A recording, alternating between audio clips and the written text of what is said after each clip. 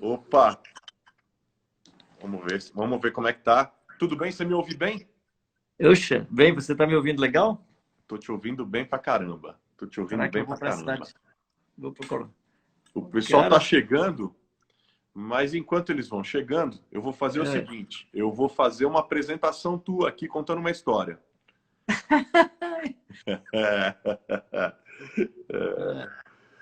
Seguinte, na casa de Taipa, como de Ei, Taipa, como de Taipa eram todas as casas da vizinhança, moravam José Vicente e Dona Ritinha, os filhos e quem mais coubesse lá. Desde pequeno, o menino se lembra da casa cheia de gente.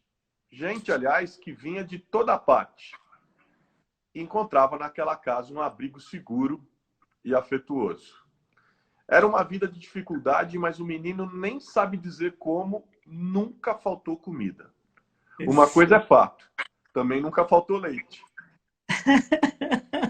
No quintal, sempre tinha duas vacas e seus bezerros. E houve um tempo em que o pai teve uma vaca da raça Girolando. Certa vez, um conhecido médico, Dr. Aloysio Bezerra, foi visitar a família. Servido com cuscuz e leite, quis experimentar primeiro o leite. E disse: "Que leite gostoso! Isso é uma bondade." E assim ficou batizada a vaca. O nome dela agora era Bondade. E a palavra que significa a qualidade de quem tem alma nobre e generosa e é naturalmente inclinado a fazer o bem, tem norteado também o modo de vida do pastor, teólogo e, como ele gosta de se apresentar, peregrino, Carlinhos Queiroz, nosso entrevistado dessa noite. pô, Muito boa noite, meu amigo, meu irmão querido, referência, amadíssimo, Carlinhos Queiroz. meu querido, é porque eu não choro fácil, viu? Mas você me deixa emocionado. Eu fui na infância, fui na casa, sentei no banquinho para tirar leite da bondade. Você me levou em muitos lugares em tão pouco tempo. Cara, que legal. Se quiser já dizer boa noite, até logo, tá legal. Para mim já. Mas de jeito nenhum. Essa Eita, noite promete e muito, e muito. poxa, cara, que legal, que legal. Só para você conhecer um pouco mais, na verdade, meu pai criava as vaquinhas pé durinho, geralmente duas, que não tinha muitas condições. Ele ia no interior, comprava, ele sempre comprava a vaquinha prenha, ou já para nascer o bezerro, aí por volta do mês de dezembro ou janeiro. Porque quando chegava no final do ano, o bezerro já estava um novilho, era a maior confusão para vender, porque o bichinho ficava ali com a gente no quintal, ficava tudo amigo. E ele vendia, que era para poder ter o dinheiro para comprar o material escolar da gente, logo para o ano seguinte, né? E aí o pastor Natanael Cortez, que era um pastor presbiteriano, eu, inclusive, quando estava estudando agronomia, vendo lá uma vez uma disciplina de zootecnia, o professor dizendo que não sabia se no Ceará, se foi o pastor Natanael Cortez que tinha providenciado o melhoramento genético, porque a girolanda é o cruzamento da vaca holandês com o gado Gi, com o zebu da raça Gi. Ou se ele tinha feito, ou se ele tinha comprado vaca girolanda. Eu sei que nessa história meu pai conseguiu comprar por ele 200 mil réis, 200 qualquer coisa, essa vaquinha girolanda, que ele dizia que dava em torno de 10 a 12 litros de leite. E quando ela foi lá para casa, comendo na cocheira, deu 20 litros de leite, cara. Uf. Então, essa vaca era um milagre. Foi com ela que eu comprei minha primeira bicicletinha Caloi. Ela era uma bondade. Ela era uma Ah, bondade. vida bonita sua, né? Vida bonita, cara, desde sempre. Me conta um pouco dessas suas lembranças, que são lembranças tão cheias de amor, de cuidado com o outro. Que são essas lembranças que você viveu na infância na terra do meu avô, na boa Fortaleza. Sério, seu amor daqui, cara. Oh, ele era daí, cara. Você sabe que eu vivi uma experiência tão interessante. O meu avô, nascido, criado em Fortaleza, fugiu na época da ditadura do Getúlio, questões políticas e tal. Ele fugiu, foi para o sul do Brasil, se escondeu lá no sul e acabou no Paraná fazendo família e tal. E aí meu pai acabou vindo para cá, fez seminário, enfim, nasci aqui. criado aqui a vida toda. Mas na primeira vez que eu fui para Fortaleza, eu vivi um negócio muito maluco. Porque a primeira vez que eu fui, assim, os sabores da comida, os cheiros, as cores, os lugares, me eram muito familiares. Era como se eu já tivesse estado lá em outro momento. Era um negócio muito doido. Legal, cara. E eu falei na época pro meu pai, falei, pai, como é que pode? Porque eu fui adolescente. Falei, como é que pode? Eu nunca tive aqui, mas é como se eu já tivesse estado aqui várias vezes. E eu aí me lembrava, né, a recordação das histórias do meu avô, quando criança, quando ele falava de messejana. Messejana. Eu Falava nunca de imaginei. messejana. Cara, eu só nunca imaginei que tapioca, que baião de dois, que cuscuz mexesse no DNA das pessoas, porque foi do DNA do teu avô para você, você chegou naquele jeito. Mas quando a gente fala em infância, o que te vem à mente? Que lembrança que te vem à mente? Criatividade, amor, né? Eu acho que inteligência, sabedoria para viver, coragem, né? Coragem, uma das coisas que acho que a gente aprendeu desde a infância com o papai foi a coragem para enfrentar a vida, para enfrentar pessoas, né? A criatividade por causa dos brinquedos da gente. A gente criava os brinquedos da gente, era muito bacana, né? Ah, é? Que tipo de brinquedo? O que eu sempre lembro, isso está naquele livro As Faces de um Mito, a fascinante história de um cabra de Deus na Terra do Sol. Aliás, Era eu o, quero falar um pouquinho dele tá depois. bom. Era o meu ônibus, né? O ônibus era muito bacana, porque a gente nem pagava IPVA, não precisava. Ele nunca bateu o motor. A gente pegava um cordão longo, amarrava na ponta, e aí uma criança ia na frente, colocava o cordão aqui assim na barriga, o outro nas costas, e você formava paralelamente duas linhas do cordão, e aquilo já era o ônibus. E aí a garotada ficava em pezinho ali, a gente dava sinal, parava o ônibus, pagava a passagem. E quando a gente queria acabar a brincadeira, simulava um acidente, o ônibus dava uma batida, virava, algumas crianças iam para o hospital e tal. Aí era só pegar o cordãozinho, guardar no bolso, a garagem era o bolso, né? Não tinha que pagar seguro. Cara, nunca. Eu não conheço qualquer empresário que te possuísse um ônibus semelhante ao ônibus que a gente tinha. E outra coisa, você pode ir atrás. Todos esses ônibus aí que os caras têm, eu nasci em 54, então aí por volta de 60, 63, eu estava aí com 8 anos, 7 anos já fazendo esse tipo de brincadeira. Até hoje o ônibus existe. Olha só. Está aqui na minha memória. É fantástico o ônibus, ele não se acaba nunca, né? E a vida de vocês foi difícil, né? Era uma vida difícil. Isso, uma vida difícil. Mas vocês também viviam como eu estava falando aqui no começo, né? Vivia também do cheiro da roça, do cheiro do limão, do cheiro do gado e do amor, né? Do amor. Que boas lições seus pais deixaram para vocês?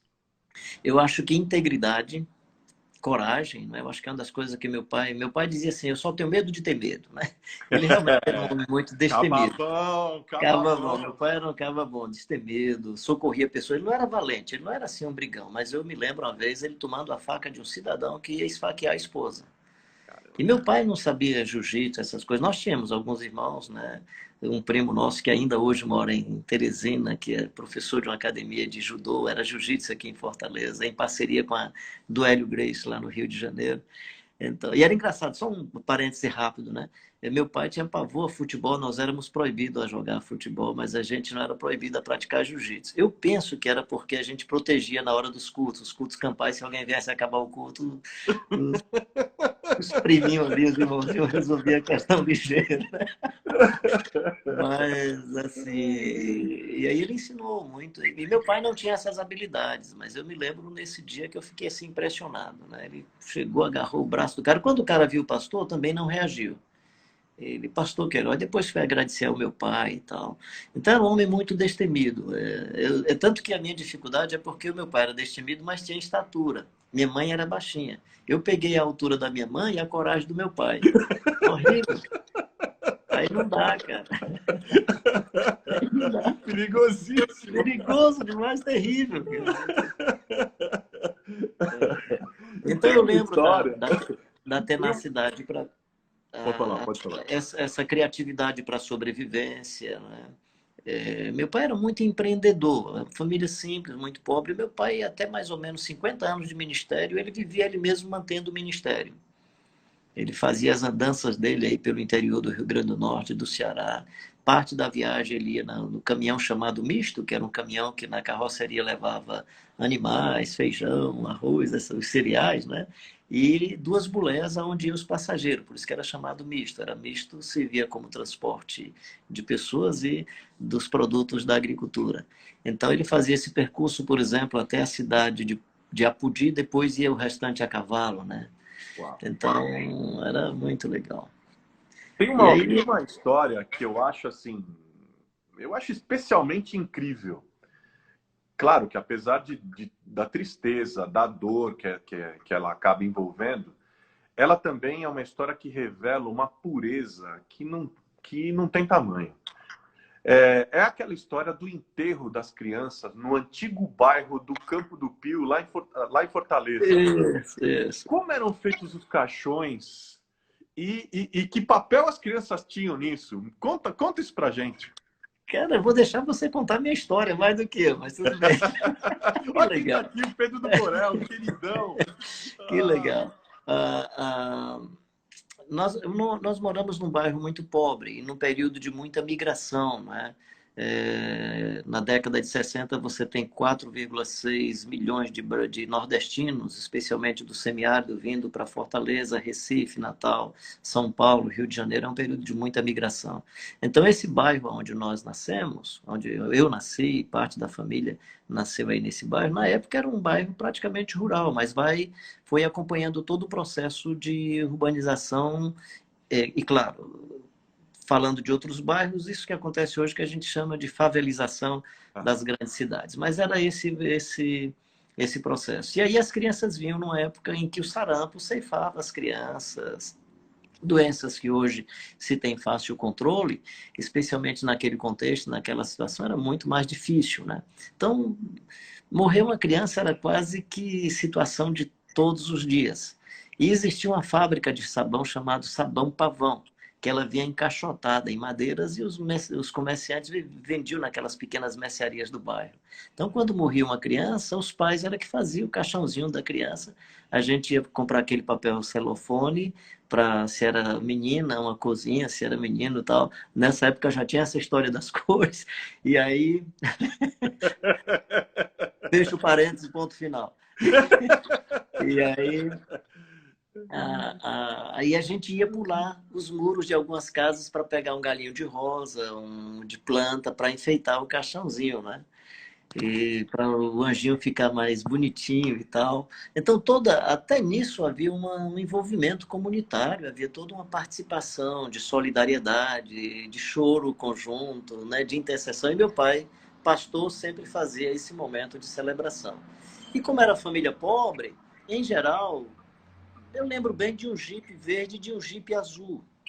Jeep 57, Jeep 51 eram as duas marcas que eu conhecia na época. E, eventualmente, a gente via um no bairro. Nesse dia, tinha que chegar um para levar o caixãozinho da criança ali atrás, né? E as crianças não podiam ir para o cemitério. O que era encantador na nossa mentalidade de criança era que a gente fazia o funeral que os pais nunca participaram, né? A gente ficava olhando para as nuvens e via os anjos recebendo a criancinha na eternidade. A gente via carruagem, né? Aí daqui a pouco um outro menino chamava, vem ver do que tá lá de casa, olha ali. Aí o menino via coisa e falava, e a gente olhava e via também, né? Eu brinco com essa história que eu digo que era interessante que os pais acreditavam muito na cegonha e dizia, a gente perguntava por que aquela mulher, não, ele está esperando o neném, quando é que o neném chega, ele vem na cegonha, né? Interessante que a gente não acreditava nessa história dos nossos pais, mas a gente acreditava nas carruagens.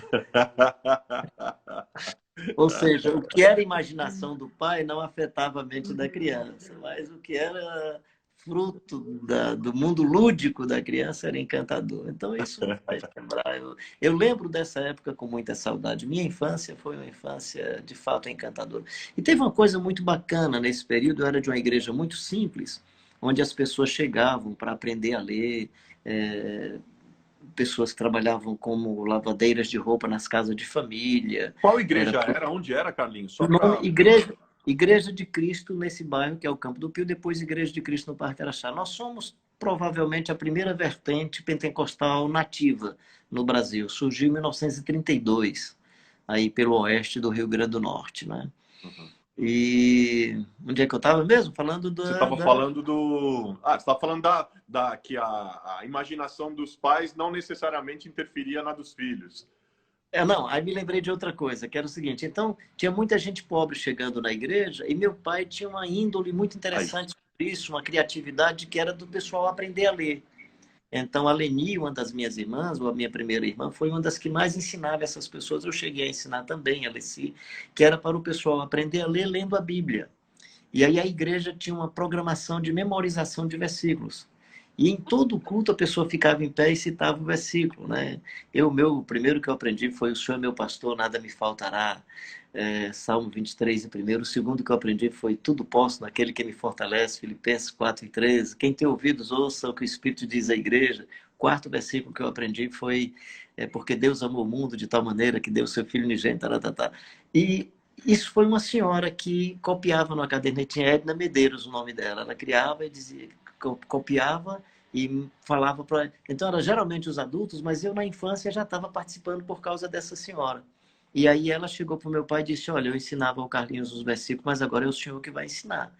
Aí dali para frente meu pai foi ensinar. Eu lembro que num dia de domingo à tarde, ele sentado assim numa cadeira azul, os braços de madeira, e aí ele me ensinou um versículo que era: o filho sábio é a alegria da sua mãe, mas o insensato é a tristeza do seu pai. Eu gravei bem direitinho. Quando chegou na hora do culto, eu disse: o filho do sábado é a alegria da mãe e o do domingo é a tristeza do pai. Mas nessa brincadeirinha, né, eu com cerca de 11, 12 anos de idade, eu tinha mais de 300 porções bíblicas na memória. Então foi uma infância também que aguçou a memorização de textos bíblicos. E o grande discurso era: tem que estudar, não passa fome e não falta estudo. De tal forma, era tão sério a ideia do estudo, de estudar, que quando a gente queria faltar culto, né, a gente inventava uma prova no dia seguinte. Então, tinha o culto da segunda-feira, que a gente não queria ir, porque a oração era muito prolongada, ou da quinta-feira. Aí sempre tinha prova na terça-feira de manhã e prova na sexta-feira pela manhã. O chato era quando o papai sabia que a gente ainda assistia o Rin-Tin-Tin ou Bonanza na O televisão do Rin-Tin-Tin, vizinho. olha isso! E era na televisão do vizinho, na televisão do vizinho. A gente chamava televizinho. Escuta, eu vou te fazer uma provocação. Uhum. Vou fazer uma provocação. Você, em Fortaleza, já pregou em várias igrejas, como Assembleia de Deus, presbiterianas, batistas, para grupos católicos, enfim. Você é um grande pregador cearense. Aliás, tá todo mundo vendo, né, gente? Tá todo mundo vendo. Pensando nisso, nessa presença multifacetada que você tem dentro do espaço das igrejas, as igrejas não sabem diferenciar o que você prega, ou você é daqueles que não quer entrar no jogo das bolas divididas e prefere ser um construtor de pontes? Eu acho que eu sou também um construtor de pontes, mas assim, quem me escuta vai perceber que eu prego a mesma coisa em qualquer lugar, em qualquer situação.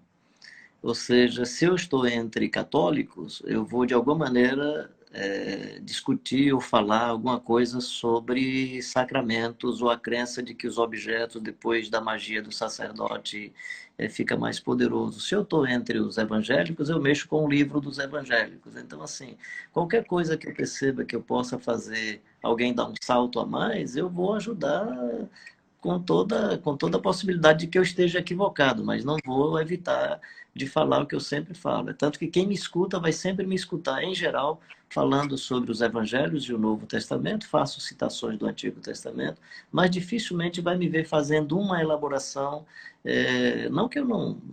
É porque eu acho legal o evangelho, João me encanta, o evangelho de João mexe comigo, me transforma, muda a minha vida, quebra meus paradigmas. O Jesus de Nazaré é demais, cara. Então, se eu puder falar do Jesus... Então, eu transito nesses lugares, eu preguei no primeiro encontro do grupo carismático aqui em Fortaleza, no Paulo Sarazate, Um Dia com Jesus. E o padre Haroldo achou, e eu achei muito legal isso, ele achou que para falar de Jesus deveria ser um pastor evangélico. Eu era bem jovem ainda, eu acho que foi 1982, 83. E, e preguei o evangelho do jeito que eu prego em qualquer lugar. Então não tenho... Coincidência. Coincidência boa, meu velho, meu pai, nesse Ah, mesmo período, na década de 80, também era chamado várias vezes para esses encontros de católicos carismáticos, aqui em Itaici, aqui perto de São Paulo. Tinha que ir até meio escondido, porque vai que descobriam e tal, tinha toda uma... Tinham teorias que eram feitas a partir de pessoas que pregavam entre os católicos. Que loucura, cara. não, Que eu loucura. lembro de depois, quando isso aconteceu, eu tive muita xingação. Assim, a Certeza. xingação mais grave, eu espero que alguém do mundo católico entenda o que eu estou dizendo, não é assim que eu creio. Mas assim, de uma senhora chegar para mim com um documento, olha, você está do lado do anticristo e tal, não Que é sei o isso? quê. É, quase que eu olhava para ela, que eu não quis desrespeitá-la, mas assim, o que veio no coração foi muito prazer. Né? Você está do lado do anticristo, ela está não Muito do lado, não, prazer, estou na Carlinhos frente, mas Queiroz. eu não sabia, não sabia que você estava aqui tão perto. Mas, seria maldade, né? Mas, Mudando um pouco. Pô, fala, fala, fala. então, assim, eu acho que essa chance de levar o evangelho, aonde eu puder levar, eu quero anunciar o evangelho. No mundo evangélico, no mundo aonde abrir uma porta, eu quero aproveitar a oportunidade para falar do que o evangelho fez com a minha vida. E falo assim no reconhecimento de que o evangelho precisa me transformar ainda. Eu sou somente um aspirante de seguidor de Jesus. Mudando um pouco de assunto, falando um pouco de Bíblia. Tem um texto muito utilizado pelas pessoas, que é uma fala de Jesus: os pobres sempre tereis convosco. Né? Que é utilizado na linha de se naturalizar a pobreza. Né? E como se Jesus estivesse dizendo isso, para se naturalizar o pobre, se naturalizar a pobreza, e assim a gente se acostumar com essa realidade e não ter que fazer nenhum esforço para mudança. Sendo que qualquer esforço para mudança poderia ser visto como algo que seja antítese daquilo que Jesus pensava. Não é o que eu penso, estou dizendo que é o que eu ouço. Muitas vezes ouço, sei que você ouve também. Como é que você interpreta esse texto? Os pobres sempre os tereis convosco.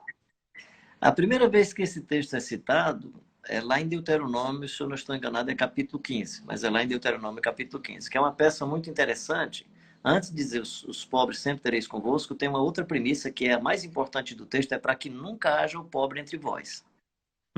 Para que nunca houvesse o pobre, eles trabalhariam 7 anos e quando fosse embora deveria levar parte do lucro. Não era 35 anos até se aposentar, nem 30, era só 7. Então, já começa por aí. A outra era a terra não pertence ao sacerdote nem ao levita, porque eles já vivem do sacerdócio. Só pode possuir terra quem vive da agricultura ou da pecuária. E a terra não é do indivíduo, a terra era para usufruto. É tanto que a terra pertence a Deus, era um princípio judaico muito interessante. Depois de 7 em 7 anos, eles deveriam deixar que os frutos caíssem sobre o solo, e só os pobres naquele período poderiam comer dos frutos, né? E para que houvesse uma revitalização orgânica do solo. Então, se você observar, esse texto está dizendo o seguinte: não vai ter pobre se a gente cuidar bem da natureza, se a gente mantiver o equilíbrio ecológico, se nós tratarmos bem com justiça das relações de trabalho. E aí, o texto vai todo nessa direção. Mas é como se o Moisés dissesse: mas eu sei que não vai dar certo tudo isso. Os pobres sempre estarão com vocês, mas eles estarão para quê? Para que vocês continuem fazendo isso. Esse texto, quando Jesus diz os pobres sempre tende convosco, ele está usando esse texto para que entre ti não haja pobre. Mas o que é que está acontecendo na ocasião? Isso está lá no Evangelho de João. Se você pegar do versículo capítulo 11 em diante, capítulo 11 vem uma sensação de morte de Jesus. Quando eu digo sensação, o texto. A narrativa é uma narrativa da sensação de morte do Jesus de Nazaré. É lá onde ele disse: se o grão de trigo cair na terra não morrer, fica ele só. O 13, sabendo Jesus que era hora de partir desse mundo para o Pai, tendo amado os seus, os amou até o fim. Tudo isso acontece logo depois da ressurreição do Lázaro. Jesus ressuscita um cara e o pessoal quer matar Jesus. Olha só, rapaz, ele dá vida e os caras querem tirar a vida. Inacreditável. O ser humano é muito doido, cara. O ser humano é muito maluco, é muito contraditório. E aí está dentro desse cenário. Então, o cenário é Jesus vai morrer. E essa senhora tem uma sensibilidade profunda. Ela percebe também isso. E ela resolve pegar um vidro de perfume, de nardo puro, o trem era caro, né? Aí resolve derramar sobre o corpo de Jesus. O Judas, sabendo que Jesus tinha uma sensibilidade profunda pelos pobres, e o Judas era doido por grana, né? Eu acho que a tesouraria não foi Jesus que criou, foi o Judas. O preço Jesus não estava nem aí para dinheiro, né? Eu sempre digo, Jesus gostava tanto de dinheiro que deixou a tesouraria com Judas. Só um parêntese rápido, né? Pedro e João na porta do templo, não temos prata nem ouro, mas o que temos te damos. Em nome de Jesus, o Nazareno levanta. Eu acho que Lucas esqueceu um detalhe. Não temos prata nem ouro. O tesoureiro suicidou-se, a gente não sabe o que é que ele fez do dinheiro. Então, voltando ao texto, Jesus sabia que o Judas gostava desse negócio, né? Judas tinha um fascínio pelo Bank of America, né? Ele queria que no Bank of America...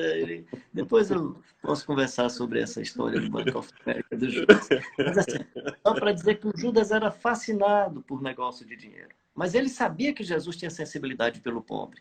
Como é que ele ia fazer com que Jesus não quebrasse, não deixasse a mulher quebrar e pegar aquilo e dar aos pobres? Mexendo com a sensibilidade de Jesus. O que é a demagogia, né? A demagogia, a hipocrisia é exatamente isso. É você dizer uma verdade com intenção mentirosa. Então, Judas está falando a verdade. Era melhor dar isso aos pobres. Aí Jesus vai e fala o seguinte: deixa que ela faça isso por agora. Porque o pessoal só não percebe o faça por agora. Deixa que ela faça isso por agora. Como Jesus dissesse, deixa que ela faça isso agora, porque comigo ela só vai ter a chance dessa semana. Ela não vai ter outra chance. E os pobres, vocês terão com vocês logo depois. Então, vocês continuem servindo aos pobres, porque os pobres vocês vão ter chance de servir sempre. E a minha, ela vai ter chance de servir só agora. Então, Jesus não está dizendo assim, deixa os pobres para lá, porque vocês vão ter sempre os pobres. O que ele está dizendo é o contrário. Eles vão estar sempre pertinho e vocês poderão vender depois outros vidros de perfume para atendê-los. Porque comigo ela só vai ter essa chance, ela não vai ter mais chance, né? Então, é dentro desse cenário e dentro dessa jogada maliciosa do Judas, né? Boa. Outra dúvida bíblica aqui. No livro de Gálatas, onde Paulo relata a tensão do capítulo 15 de Atos e o seu desentendimento com Pedro, ele resume que a única recomendação dada reciprocamente era que somente pediram que nos lembrássemos dos pobres, o que me esforcei para fazer. Fantástico. Pergunta. Dá para pregar o evangelho e ao mesmo tempo não lembrar dos pobres? Não tem como. Não tem como. Você está citando Gálatas 2, 9 e 10. Ou seja, a partir do capítulo, no capítulo 2, a partir do versículo 1, Paulo está dizendo, depois de 14 anos, eles reconheceram a minha missão e a de Barnabé. E aí diz, Pedro, Tiago e João nos deram a destra da comunhão, nos recomendando que nós não nos esquecêssemos dos pobres ou que nos lembrássemos dos pobres, o que diligentemente eu resolvi fazer, né?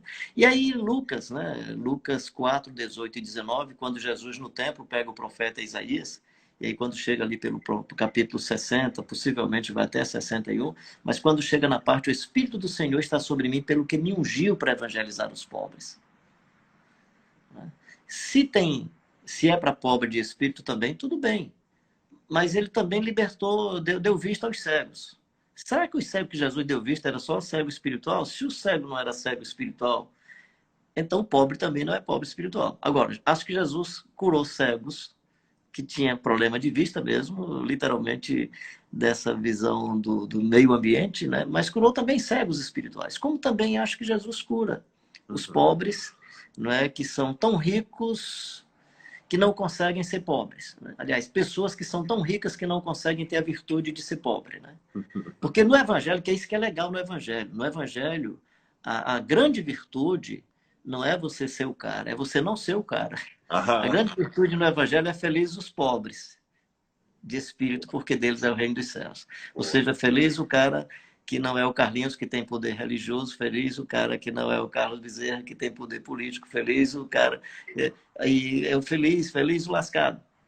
Boa. Porque quem não. Feliz o cara que não tem espiritualidade. E feliz o cara que não tem santidade, no ponto de vista de reconhecer que é santo e tal, tal. Porque como ele não tem nada, ele resolve confiar em Deus. Então a virtude não é a pobreza em si, é o esvaziamento para encher-se de Deus. Uau, boa. Essa é que é a virtude, né? Por isso que Jesus diz, feliz os pobres de espírito, né? Então não tem como. Aí vai... Deus não escolheu as coisas fracas e as desprezíveis desse mundo. E quando Jesus nasce, cara, Jesus nasce na manjedoura. É isso. É Às isso. vezes, às vezes eu estou assim em algumas reuniões, seja no mundo protestante ou outros, e o pessoal cantando algum hino a Jesus. Aí quando eles começam a cantar, eu fico imaginando aquele cenário do Pilatos e Herodes e Jesus. E aí quando eu começo a ver os códigos e as frases usadas, eu digo, caramba, eles estão cantando para Jesus ou para Herodes? Porque o perfil monárquico de quem a letra descreve parece muito mais com Herodes. Eu presumo que Jesus teria ficado muito constrangido, cara, se naquela hora tivessem pegado a coroa do Herodes, tirado da cabeça dele e colocado na cabeça de Jesus. Acho que Jesus tinha ficado muito chateado. Isso não presta, não dá para mim. Quando os caras colocaram a coroa de espinho, Jesus deve ter dito, caramba, meu pai, obrigado, eles acertaram. Aliás, Herodes está na moda, né? Nossa, eu tô vendo tanta gente querida aqui, cara. Olha, tá aqui meu irmão, o Ronaldo. A minha mãe tá aqui, acabou de dar um sinalzinho. O Oséias Reckert está aqui. Entre tantas pessoas queridas que estão aqui com a gente. Muita gente boa chegando. Mas não, vamos em frente. Então, diz, sua mãe está ouvindo, só não vou colocar um joelho aqui que eu estou velhinho, não dá mais para se curvar tanto. Mas, ó, isso é sério, estou falando seriamente. É em reverência à beleza da mãe, porque para ter um filho precioso como você, tem que ser uma mãe maravilhosa, um pai maravilhoso. Então, assim, estou com o coração honestamente consternado, curvado, prosternado diante da beleza de tanta gente bonita aí com a gente. Obrigado. Deixa eu te falar. Você ainda celebra ou celebrou o culto de sétimo dia? Como é que começou essa história? Culto de sétimo dia? Cara, quem tá dando tanta dica pra você, mano? Essa não. Cara, você é legal. Sabino foi um senhor, meu pai passou aqui numa comunidade, eu sempre apoiava meu pai. E o Sabino, um senhor muito legal, já idoso, né, vem de uma família tradicional católica e começou a frequentar a igreja, se converteu lá, ficou muito amigo do meu pai, vez por outra eu ia com meu pai visitá-lo e tal. E o seu Sabino faleceu. E a família com muito respeito, né, o fato de que o Sabino era da igreja, eu e meu pai fomos para celebrar lá o momento de despedida do irmão Sabino e tal. No dia seguinte, eu estou chegando na casa do meu pai, tinha uma varandinha, ele estava sentado assim na cadeira lá na varanda, e uma senhora, esposa do seu Sabino, e uma filha, engenheira civil, conversando com meu pai. Eu cheguei exatamente na hora que ela dissesse assim, não, mas pastor, a gente quer respeitar muito o sentimento dele, a religião dele, nós não queremos... Mas assim, nós católicos fazemos uma missa de sétimo dia. E assim, como é que a gente faz?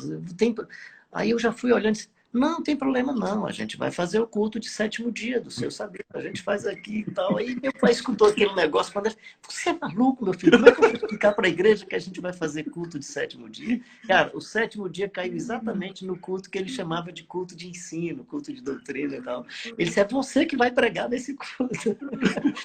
E aí fizemos o culto de gratidão a Deus pela vida do cidadão, pedimos para Deus abençoá-lo e tal, abençoar a família e tal, fiz toda aquela explicação na ótica do mundo mais protestante do que na ótica da percepção do mundo católico, com todo respeito aos católicos que estavam presentes. E resolvi, inclusive, fazer apelo. Hoje eu não faço mais, a minha ideia hoje é o seguinte, bota sal na língua do cara, quando ele sentir sede, ele grita. Hoje eu sou mais assim, então deixa o cara sentir sede e chegar, pastor, eu estou querendo o evangelho. Ah, tá, então vai lá, né? Mas aí, graças a Deus, aí meu pai disse que graças a Deus, porque aí se converteu a senhora e a filha naquele momento, né? Se tornou depois um membro da igreja muito bacana, que era a dona Cidinha, né? E aí, tanto que... E meu pai era muito brincalhão, cheio de humor, era um homem assim muito sério, mas cheio de humor. Aí ele disse assim, meu filho, graças a Deus que elas duas se converteram, porque em igreja evangélica, para dizer que Deus está presente, tem que ter conversão. O pessoal só não, a gente só não vai fazer o seu culto de sétimo dia daqui a sétimo dia, porque esses dois se converteram, senão a gente ia fazer o seu culto de sétimo dia também. O pessoal está sentindo falta de outros que não estão aqui. Pessoal, é simples. Está vendo esse aviãozinho que tem aqui embaixo? Aperta esse aviãozinho e chama seus amigos de quem você está se lembrando, que gostariam de ouvir esse papo, que querem participar. Uma outra maneira de chamar também o pessoal, ó, outro amigo querido aqui, o pastor Sandro Gomes.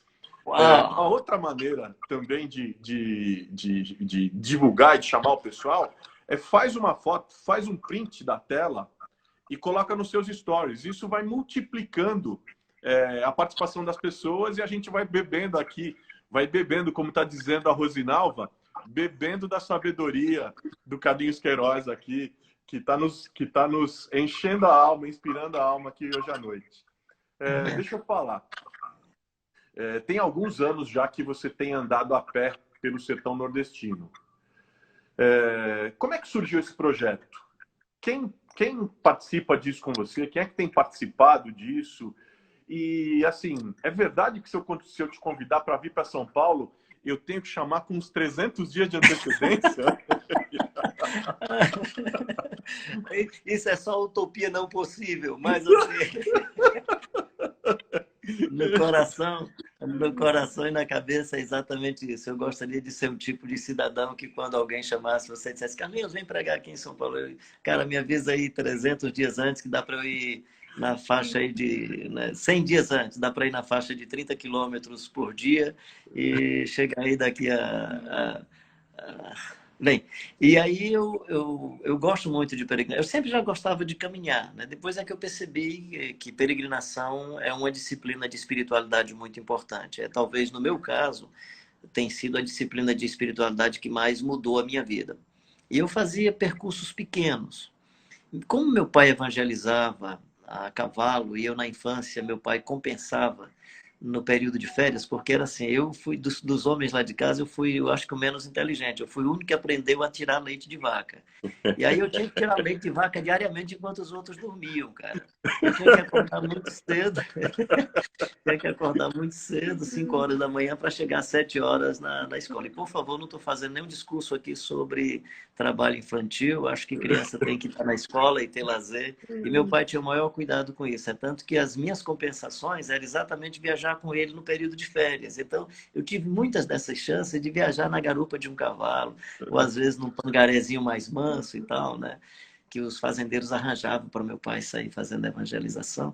E aí um dia eu decidi que eu queria fazer isso. Nesse percurso que ele fazia, eu iria fazer a pé. Já tinha feito esse percurso em Feira de Santana por outros motivos, assim, motivos de repensar a vida, né? Mas dessa vez era trazendo um pouco essa memória. Fiz um percurso de 105 quilômetros, mais ou menos, em 6 dias. Levei R$ 10 no bolso. Nunca faltou café da manhã, nunca faltou almoço, nunca faltou jantar, nunca faltou lugar para dormir, mesmo que fosse na sala de uma escola, num prédio de uma igreja, né? E aí eu fui descobrindo a partir daí que era uma disciplina de espiritualidade. E aí depois, vasculhando os textos bíblicos, o povo de Israel peregrino durante 40 anos e percorria Jesus toda a Galileia pregando o evangelho do reino. E aí quando ressuscitou, caminhando com 2 discípulos no caminho de Emaús, durante aí cerca de 25 quilômetros no mínimo. E aí fui percebendo que a peregrinação era da mesma forma como dieta não é jejum e caminhar não é peregrinar, tanto o jejum é uma disciplina de espiritualidade, quanto a peregrinação também como disciplina de espiritualidade. E comecei a fazer algumas elaborações, né? Falando uma vez com um amigo meu que é conhecido assim nacionalmente como expositor bíblico, para ele ir comigo numa dessas peregrinações, ele, mas por que, Carlinhos, que você insiste tanto? Eu digo, cara, eu insisto porque eu queria que tu estivesse em lugares que só cachorro conhece você. E não conhece aí balançando o rabo, não. Conhece assim, espantando você. Então, assim, para mim é uma pedagogia interessante. Você chega nos lugares e todo mundo, Carlinhos, para aqui, Carlinhos. Aí você vai para a estrada, cara. Você chega assim numa casa se aproximando, o pessoal está com medo de assalto e tal, aí o cachorro late e ninguém manda o cachorro parar, você já sabe que você não é bem-vindo, é muito legal. Isso é uma pedagogia extraordinária. Aí eu vou para a Bíblia e está aquele cara lá sentado na porta do rico e os cachorros lambiam a ferida do cara, né? Aí eu digo, caramba, pois é, eu sou esse cara. Então, quem sabe, do jeito que aconteceu com ele no final da vida, eu tenho chance de acontecer comigo também. É aquela senhora do fluxo hemorrágico que toca na orla da vestimenta de Jesus, né? Se Jesus estivesse a 80 quilômetros por hora, como é que aquela mulher ia pegar na vestimenta dele, cara? Tinha nem como, cego, né? Então, esse contato, sair do seu comodismo para ir se aproximar do outro, para a realidade do outro, para a vida do outro, né? É uma chance de conversão profunda. Imagino, deve ser uma experiência incrível. Ah, é negócio de só, é negócio. Jesus inventa um negócio muito. Tem uma outra história que eu não posso deixar de passar, não vou deixar passar.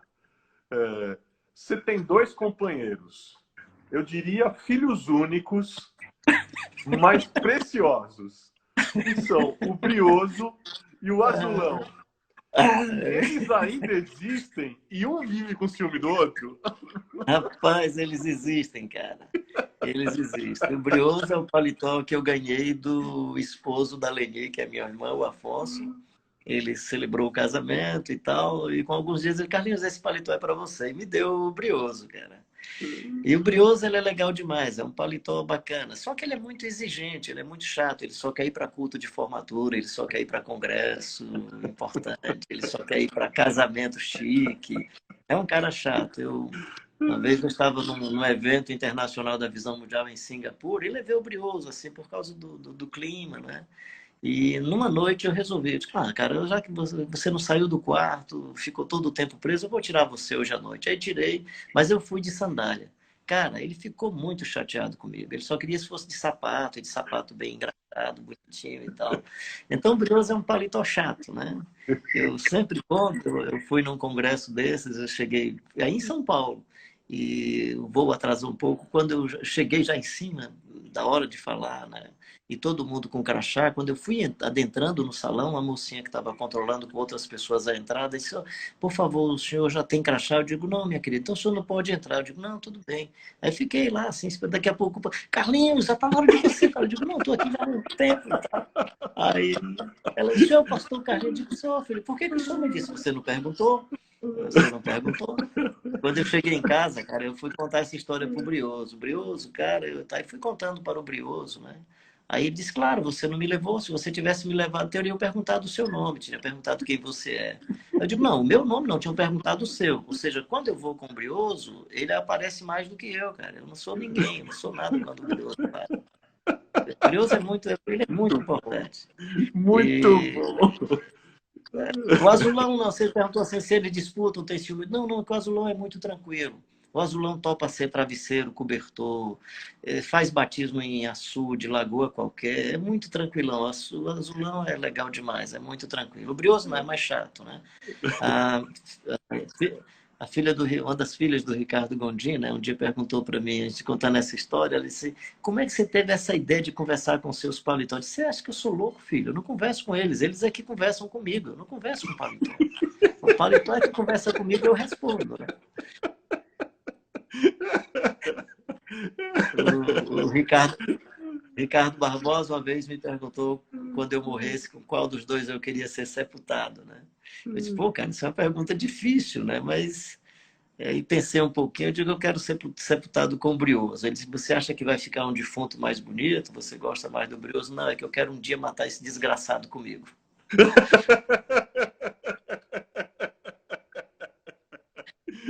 Se o grão de trigo se o grão de trigo caindo na terra não morrer, fica ele só, mas se sepultar. Porque esse texto não é a morte biológica, é a morte voluntária, é o sepultamento das cascas e das sombras. Sim, você ia falando aí de outra alegria, como é que é? Não, alegria. Estou vendo aqui outro amigo queridíssimo aqui, pastor Marcos Garcia. Tá mandando um abraço para mim e para você. Que coisa boa. Muita gente querida aqui, muita Só gente gente querida maravilhosa, aqui. cara. Que bacana. Que noite que você está me propiciando, cara. Que legal. Você escreveu também a biografia do seu pai, o pastor João Vicente Queiroz. que é As Faces de um Mito, a fascinante história de um cabra de Deus na Terra do Sol. Terra do Sol. Esse livro tem causos e causos e mais causos, e tem causos hilários e testemunhos de fé extraordinários, eu diria. Você podia contar para a gente uma dessas muitas histórias, das peripécias aí do seu pai? Eu vou contar uma muito simples, que não tem muito a ver com peripécia, mas eu acho que ela é muito significativa e pode ajudar nesse momento em que a gente desrespeita as pessoas que estão à margem da sociedade. E a dona Janaína, que já está na eternidade, ela vai me perdoar como é que as crianças e os adolescentes chamavam, né? E nós nunca citamos esse apelido, mas eu vou pedir perdão a ela para que eu possa contar a história. Ela vivia catando, fazia esse trabalho de reciclagem, de aproveitar de papel e tal. E ela sempre passava com um lençol grande, assim, com uma trouxa de papel, né, na cabeça, e por causa disso ela recebeu um apelido terrível que era papel cagado, né? E aí a meninada deixava a dona Janaína, rapaz, irritada. Aí citava esse apelido e ela, seu filho, aí começava a dizer palavrão com a mãe do menino. Vai cuidar da tua mãe que deve estar aí. Já botava a mulher no corredor com o marido da outra e tal. E xingava, dizia palavrão, fazia gestos obscenos, né? Mas os filhos do Queiroz não. Os filhos do Queiroz chamavam de dona Janaína. E, aliás, era a oportunidade que a gente tinha de, se a gente tinha raiva do menino, ele chamasse Dona Janaína. Ele sempre aproveitava para dar um bico na canela do menino. Dar uma... E aí, porque se o pai viesse reclamar, dizia, não, pai, ele chamou Dona Janaína de... Aí dizia lá o apelido da Dona Janaína. E pronto, estava resolvido. Então, quando a Dona Janaína vinha, lá em casa, ela era recebida como uma primeira dama. Ela era muito bem acolhida. Todos nós, Dona Janaína, venha. A gente já fazia festa quando ela aparecia, a gente já fazia as festas. E aí a molecada já se aquietava um pouco por ali, especialmente quando se aproximava da casa do seu Queiroz. Aí a gente chegava e tirava aquela trouxa de papel da cabeça e tal. Ela sentava na mesa com a gente e era bem tratada, desde o pastor João Queiroz, da dona Ritinha e todos os filhos e filhas, a dona Janaína sentada na mesa com a gente. E o mais bacana daquilo era depois meu pai mandava a gente ir como batedor de trânsito para facilitar o percurso da dona Janaína e não deixe ninguém chamar. Se alguém chamar do apelido sempre tal. Então, dona Janaína saía sorrindo numa tranquilidade, né? Por que eu conto essa história? Só por uma frase. Eu faço todo esse arrodeio no livro para dizer uma frase no final. Eu digo assim, dona Janaína, me perdoe. Eu, pela primeira vez na vida, ter mencionado o seu apelido. Mas ela bem sabia que na cabeça e na ótica dos filhos do Queiroz, cagada era aquelas mentes que não percebiam que debaixo daquele ser humano, debaixo de uma trouxa de papel sujo, aliás, porque não sabia que debaixo daquela trouxa de papel sujo tinha um ser humano feito à imagem e semelhança de Deus. Uau. Então eu faço todo esse arrodeio para dizer que as pessoas não viam na dona Janaína uma das figuras mais lindas e preciosas que eu já conheci na vida, né? Então, eu conto essa história assim, reverenciando a vida da dona Janaína e imaginando que, quando voltando à pergunta, né, os pobres, né, para mim, dona Janaína, se eu não me encontrar com ela na eternidade, eu vou perguntar a Jesus por que eu fui. Uau. Você também viveu em Angola, né, Carlinhos? Vivi em Primeiro você foi Angola. sozinho, depois você foi com a família, e aí Isso. acabou tendo que voltar antes, né, por causa da Guerra Civil, que acabou estourando lá e durou 27 anos, né? E aí, entre indas e vindas e tal, enfim, você foi retomando e tal. Como é que foi a experiência em Angola?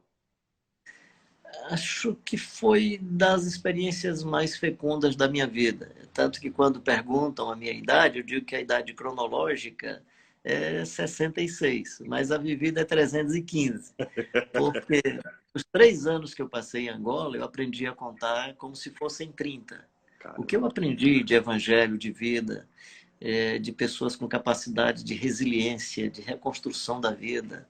O que eu aprendi de solidariedade, se na nossa casa a gente acolhia 3, 4 pessoas com 17 filhos que a gente tinha, eu vi angolanos, famílias pobres, recebendo 15, 20, 25, que via fugindo da guerra na zona rural, e eles davam um jeito para acampar dentro da casa, no entorno da casa, e eu vi muita coisa linda, né? Então, primeiro, essa transformação que eu presumo aconteceu mais comigo do que mesmo com os angolanos. E eu fui como diretor da Visão Mundial para implantar o trabalho da Visão Mundial em Angola. Até então, o escritório da Visão Mundial funcionava, era para servir Angola, mas funcionava em Windhoek, na Namíbia. E aí um dos propósitos era trazer o escritório para dentro de Luanda, capital de Angola, e também formar uma equipe angolana para dar continuidade ao trabalho. Eu estive agora em novembro, depois de 93, eu voltei agora a diretora da Visão Mundial em Angola, pessoa maravilhosa, Carolina. Ah, eu Pessoa... sei. Ela Você é, conhece a Maria eu Carolina? conheço. Eu Fantástica. não só conheço como amo. Incrível. Querida, pessoa amabilíssima, muito querida. E ela me convidou para fazer um trabalho com a equipe de Angola. Eu fiquei muito feliz, porque quando eu saí de Angola, eu deixei preparado 23 angolanos assumindo o trabalho, porque tinha mais estrangeiro do que angolano. E eles, assim, já sendo gestores do seu próprio trabalho hoje, com a Maria Carolina, já são os próprios gestores. Bem, então eu fui em um primeiro momento, tinha acontecido o acordo de paz entre a UNITA e o MPLA em maio de 1991, e aí logo em seguida eu fui. Percebi que pelo acordo de paz dava para levar a família, levei minha família, e aí era todo um trabalho de transição para o que a gente chamava na visão mundial são os programas de relief, ou então de emergência, atendimento a pessoas em situação de catástrofe. E aí eu fui nesse período para esse tipo de atividade, de transição dessa atividade para a gente começar os projetos mais de desenvolvimento, de transformação social, que era um pouco da minha experiência no Nordeste. E aí eu vi que dava para levar a família, minha esposa e meus filhos. Eu tinha um filho, o Carlos Filho estava com cerca de 12 anos, a que eu vinha com 9, eles foram também. E aí acompanhei, tinha meus amigos da ONU, que era o José Júlio, da Igreja Batista em Brasília, que era quem coordenava o processo de eleição monitorado pela a ONU como observadora muito mais. E nesse período da eleição, e no final, um dos grupos não aceitou o resultado da eleição e começou a guerra de novo. E aí foi muito difícil, né? E a decisão de vir ou não vir para o Brasil foi uma decisão em família. E uma frase da Kelvinha, minha filha, no momento que nós estávamos juntos, ela usou uma frase que me fez decidir ficar, que foi: pai, você e a mãe não dizem que vocês consagraram eu e o Carlos Filho para Deus desde o ventre? Por que nós agora em família não podemos consagrar você também para Deus e você fica? Né? Então, uma criança de 9 anos, sabendo, e ela viveu momentos difíceis, ela tinha um paiol clandestino perto da nossa residência, e explodiu na noite. Ela viveu essa experiência de 12 horas até 4 da manhã, com bombas explodindo para tudo que era lá. Então, ela sabia o que era deixar o pai naquela situação, né? Mas eu entendi aquela voz infantil, ingênua, simples e com tanta firmeza, e a forma de elaboração eu entendi como uma palavra de Deus para mim. Porque na nossa família nós não temos assim quem é a cabeça é quem falar de Deus, né?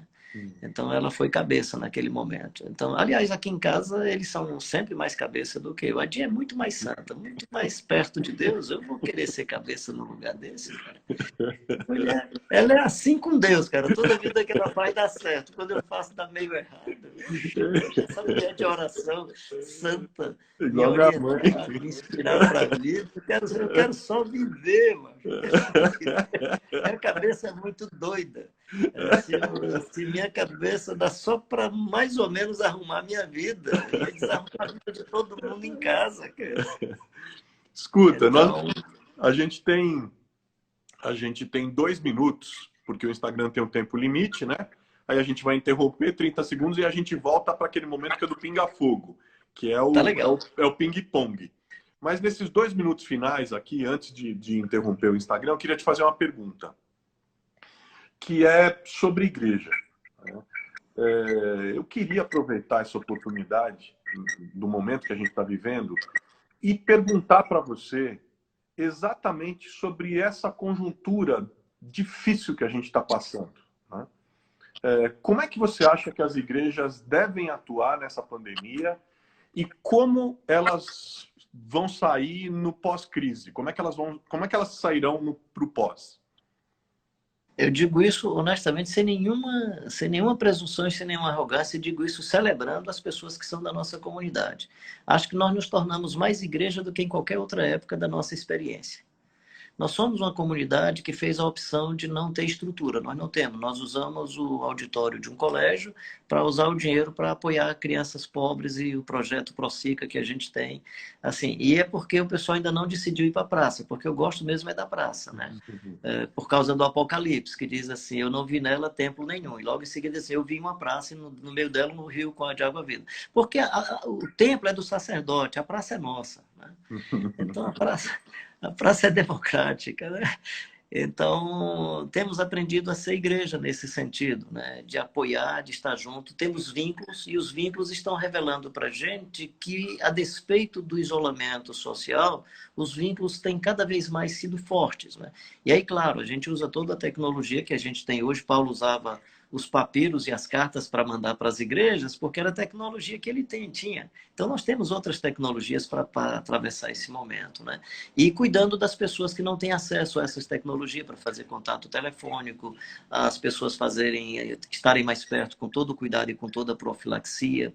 Então, eu estou muito encantado, assim, não com a situação, por favor, mas com o proveito que nós podemos tirar. E em se referindo à igreja, eu estou percebendo que quem construiu sobre areia, vem uma tempestade, um furacão e a pandemia e a casa vai embora. Mas quem constrói sobre a rocha, pode vir o que vir, a igreja é a igreja. Ela é povo de Deus e vai continuar povo de Deus. Amém, eu acredito nisso. Os prédios se fecharam, mas a igreja, que é corpo de Cristo, organismo vivo, está mais viva do que nunca, atuando mais fortemente do que nunca, salgando mais fortemente que nunca, sendo cada dia mais relevante. É o seguinte, eu estava num celular mais chique, que é o da minha filha. Não, pai, é com o Carlos Bezerra, tem que ser um celular mais legal, né? Não pode ir com azulão, tem que ir com brioso, né? Aí só que ela foi embora. Quando eu saí da live, o bicho vai cair. Eu não sei, eu não tinha como, eu não tenho a senha de entrada aí. Aí peguei o meu azulãozinho. Não sei se a imagem tá boa, o som tá legal, tudo bem? Tá ótima, tá ótima. Tá bom, tá O legal. azulão tá funcionando bem, meu. É. Bom, pessoal, chegou a hora do pinga-fogo. Carlinhos, se você nunca viu uma live que eu faço, a gente divide em dois momentos. Um primeiro momento contando histórias da infância, lembranças, aprendizado, troca de experiências. E aí vem esse segundo momento, que é o pinga-fogo. Eu te provoco, você reage. Eu falo uma frase, você completa. Eu te dou 2 ou 3 opções, você escolhe uma. E por aí vai, tá? O que vale no pinga-fogo, porque eu vou te provocar o tempo todo, é a agilidade. Tá bom? Tá, e algumas eu posso explicar, não? Pode, claro. Tá. Vamos em frente. Peregrinar é? Andar com Jesus perdido no mundo, saltando de qualquer jeito, sereno e tranquilo, desfrutando do cuidado e da proteção dele. Você nunca se afastou de Deus ou foi Deus que nunca se afastou de você? Deus nunca se afastou de mim.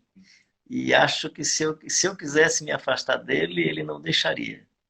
E se eu pudesse, eu não queria. É uma frase de um tio meu, não é minha. Igreja é? Comunidade na comunhão do Espírito Santo. Ser cristão é? Complicado e não é o mesmo que ser seguidor de Jesus. O hipócrita religioso é aquele que? Pensa que é melhor do que todo mundo e não sabe que todo mundo está vendo que ele não é o que ele está dizendo que é.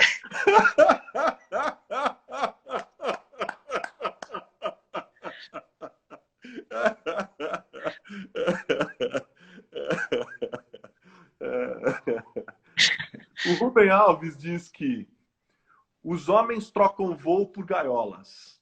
As gaiolas são o lugar onde as certezas moram. O que seria o voo e o que seria a gaiola para você? Depende da asa e depende dos olhos de quem está na gaiola. O projeto do reino de Deus é salvar o mundo ou salvar-se do mundo? Eu acho que as duas coisas. Por quê? Porque o reino de Deus é uma nova sociedade que salva o mundo, mas que de alguma maneira rompe também com esse mundo que está aí, que jaz no maligno. Engenharia agronômica é? Há uma versatilidade da vida para a gente mexer com a fitotecnia, com os animais, com toda a zootecnia, com a beleza da existência, mas, no meu tempo, com a limitação de que não tinha uma tecnologia focada para os pobres e os mais necessitados. Praia de Cumbuco ou Jericoacoara? Santa Filomena. Santa Filomena é a comunidade aqui onde tem os meninos e meninas em conflito com a lei. Praça do José de Alencar ou Praça do Ferreira? Praça da Estação. Por quê? Onde tem os mais sofridos e os mais pobres e os mais carentes e as mulheres que, aparentemente com a vasilhinha de café e um carrinho puxando com tapioca, na verdade, entre a tapioca e o corpo, seriam elas também as chamadas a serem apedrejadas. E o Jesus de Nazaré ia dizer para elas, vão em paz. Caranguejo ou siri?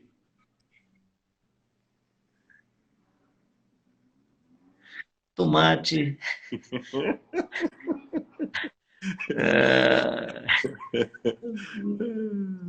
no máximo tilápia. Já que falou em tilápia, tilápia na brasa ou tapioca com queijo de coalho e goiabada? Ô, rapaz, se puder os dois, eu como a tilápia na brasa e a sobremesa com queijo coalho e tapioca com um pedacinho de doce de goiaba. Fagner, Almir Sater ou Gonzaguinha? Almissata e Gonzaguinha.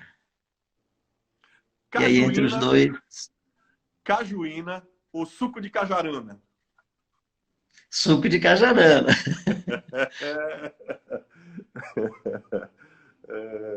Jorge Amado ou Zé de Alencar? Jorge Amado. Por quê? Mesmo que o José de Alencar seja um cearense querido. Darcy Ribeiro ou Sérgio Buarque de Holanda? Pode ser os dois? Pode. Os dois. Por quê? Porque fazem uma leitura da realidade do cenário brasileiro de uma maneira técnica e acadêmica que não dá para a gente ficar só com um dos dois, até porque para compreender essa complexidade brasileira, só ouvindo os dois, Gilberto Freire e mais alguns outros, né? E os bons poetas da nossa sociedade. Boa, boa. Caio Prado. Bom, Celso Furtado. Mas, enfim, estou pensando alto aqui. Quer mexer com a economia, aí tem que ter Celso Furtado e outros.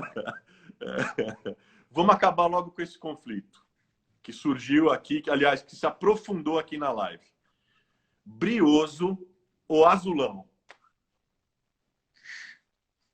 Para o sepultamento, brioso, porque eu quero sepultar o danado comigo.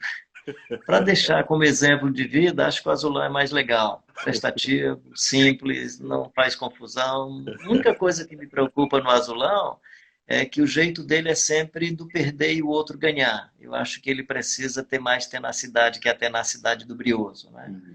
E aí o azulão, isso me preocupa no azulão. Ele precisa ter um pouco mais de tenacidade.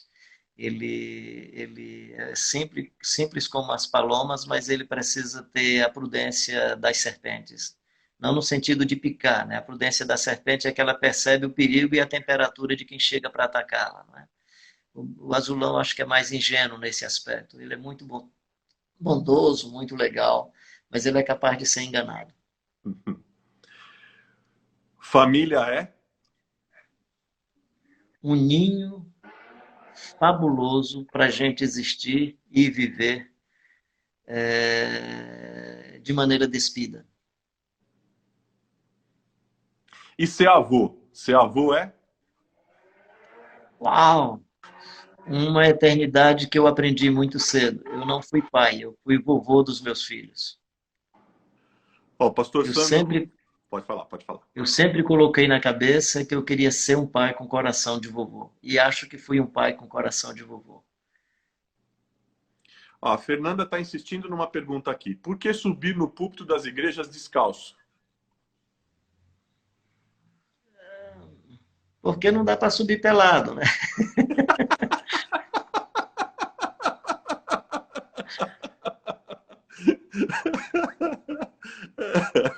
Pastor Sandro Gomes está provocando você. Pastor Nacélio ou pastor Silas Malafaia? Passou quem? Quem? O Pastor? primeiro? Pastor Nacélio. No, Nacélio. Será que não era Padre Marcelo? Boa pergunta. Boa pergunta. Vamos ver se ele refaz aqui. Vamos ver se ele refaz aqui. Vamos ver se ele refaz aqui. Vamos em frente. Manfred Grellert, para você é? Um sábio de uma profundidade de conhecimento e de uma simplicidade exuberante. Homem de Não Deus. sei como é que pode ser simplicidade exuberante, mas é de uma simplicidade exuberante. Homem de Deus. O Léo está perguntando para você, creme de leite ou leite condensado? Creme de leite. Depende de com o quê, né? Mas o creme de leite com doce de goiaba, creme de leite com... Né? Ó, estão falando se é o pastor Nacélio Maia. Se o Nacélio Ah, o não é da Nacélio. igreja. Não, é o Nacélio lá da nossa comunidade, Ah, é? sem nem precisa, não sei nem por que que coloca um ou outro, aí é colocar dois extremos totalmente diferentes. Nacélio Maia, mas Nacélio com todas as letras e com todo o abraço. Não, aí é tranquilo, Nacélio, puxa vida, não tem nem comparação, não dá para comparar. Paulo Fabra está perguntando para você o seguinte, Papa Francisco ou Desmond Tutu? Os dois. Por que os dois e não um? A simplicidade e tenacidade do Francisco me impressiona. E a pastoral do Desmond Tutu com Nelson Mandela, para mim, é algo extraordinário. E Revolucionário. alguém que agiu sem nem aparecer tanto, sem ter o mesmo papel, aliás, sem ter mesmo a visibilidade de um papa, ele consegue ter a relevância e a pertinência que teve. Então, acho que não dá para tirar um do outro, não Boa. tem como excluir esses dois. Boa. O Gilberto Pereira está perguntando para você, o pobre para você é? Uma inspiração e uma chance de eu me humanizar muito mais. A despeito de ser um sofrido, é alguém que, de maneira criativa, inventa e reinventa a vida.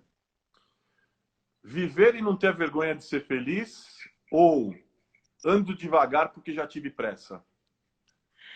Viver e ter vergonha e não ter vergonha de ser feliz, porque eu prefiro a pureza da resposta das crianças, que a vida é bonita, é bonita, é bonita. Como a vida é bonita, e no meu caso, eu já estou mais perto do cemitério do que antes, eu quero andar devagar.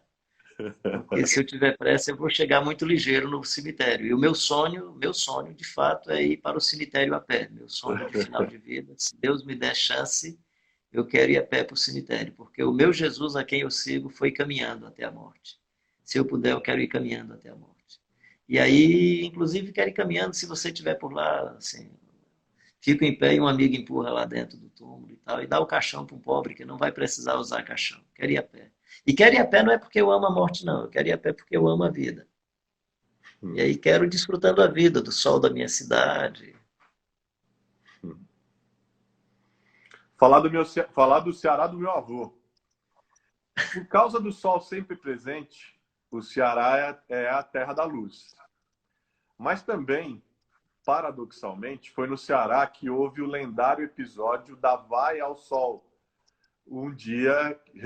que foi um dia registrado na história do Estado, como descreveu o memorialista Miguel Ângelo Azevedo. O cearense transforma tudo em humor? Especialmente, e é pesquisa sobre isso, né? Que ele consegue transformar a dor e o sofrimento para que ele não pese tanto numa pitada de humor. Mas também tem essa capacidade de falar de coisas sérias e profundas com graciosidade, com um certo humor. Mas o cearense é da natureza do cearense o humor. Tanto que é a partir do Ceará que tem essa piadinha, perde o amigo, mas não perde a piada, né? Se ter é poder, o que é o poder? É uma chance de viver no limite daquilo que é extremamente necessário. E o cuidado para não usurpá-lo, porque vai tirar o necessário do outro. Um ônibus feito por meninos, cordas e uma tampa de panela é aquele que... Criativamente reinventa a existência, o imaginário e a experiência comunitária com um grupo de crianças.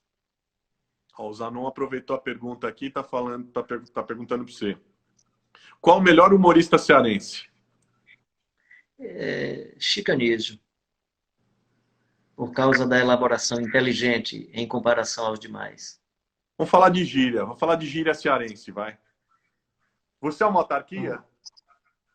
É, e, é, deixa eu lembrar aqui como é que é, cara. Inoxidável. Sou a autarquia inoxidável. Vocês, paulistanos da Gema e outros que estão acompanhando a gente aqui, autarquia no Ceará autarquia é uma gíria que no Ceará significa uma pessoa muito importante. Pois é. Vamos brincar mais. Eu sou uma baixarquia. Vamos mais. Ser estribado ou mal amanhado? Mal amanhada. Explique isso aí para nós. Ah, eu acho que é dessa história, deve ser. Malamanhada é uma palavra bem nordestina, né? E em 1983, eu fui convidado para falar no Congresso Brasileiro de Evangelização na quarta-feira. Meu velho estava Depois lá. da... Meu velho estava lá. Tava, ele falou na primeira noite, lembro Exatamente. demais, dei um abraço nele. Ele deu um beijão no meu pai, os dois se abraçaram, talvez ele não lembre bem. Não se lembra mas do teu pai, de você, né? te ama. Hoje, quando eu disse para ele que eu ia fazer com você, ele ficou encantado. Legal. E aí o bispo Paulo Aires, da Metodista, iria falar, e eu falava antes, era sempre um cara mais idoso, que era ele, eu mais jovem, e o nosso tema era sobre questão social. Né? Eu sempre brinco, eu digo para o pessoal que eu fui chamado para falar sobre questão social, porque eu era a questão social naquele contexto. Né? E aí, pessoal ali no Mineirinho, meu pai e minha mãe estavam hospedados na casa de um amigo meu, Péricles e a Alva, que morava em Belo Horizonte. As hospedagens eram bem difíceis para eles ficarem no Mineirinho por ali e tal. E aí ele chegou, já tinha jantado na casa do Péricles e da Alva, e me viu com essa camisa quadriculada aí, uma calça jeans, essa camisa que está aí da propaganda, ele me viu com a camisa, né? Aí olhou assim e disse, você não vai pregar com roupa de culto de oração, não. Que era engraçado. O culto de domingo ele ia de paletó e gravata, mas no culto de oração podia ir de manga comprida e tal. Aí você não vai pregar? Sim, ele disse assim, o pastor Manfredo me pediu para eu orar por você antes da sua palavra. Eu vou orar por você, fiquei muito feliz e tal. Mas você não vai pregar assim com roupa de culto de oração, não, né? Aí eu disse, não, pai, por respeito ao senhor, eu vou me vestir, eu vou colocar o paletó e tal. Aí ele disse, aí eu disse, não vou deixar o senhor passar vergonha, não. O senhor fica tranquilo que o senhor não vai passar vergonha. Ele disse, eu passar vergonha? Quem está mal amanhado é você. Eu estou bem vestido. Mal amanhado é mal vestido, é mal arrumado. Né? Então, mal amanhado é o meu jeito. Eu sou um cara, por natureza, mal amanhado. O pessoal gostou da brincadeira. O Newton Leite está perguntando, quando o Carlinhos bota boneco? Quando alguém agride uma criança, ou uma senhora, ou uma pessoa idosa. Botar boneco, botar boneco errado, você me corrige. Mas botar boneco em bom cearenseis é ser snob. É Não, ser... não, botar boneco é fazer confusão.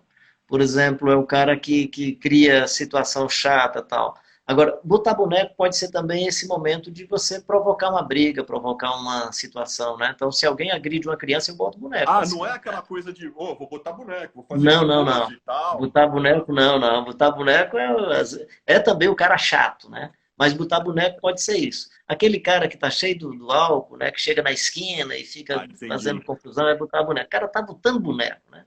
Então é esse cara que tá botando boneco. Já que estamos falando nisso, quem tá botando boneco nesse momento no Brasil? Ah, cara.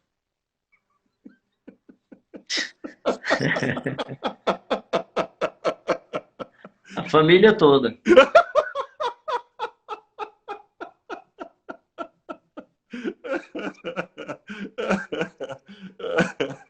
Eu não entendi direito, não.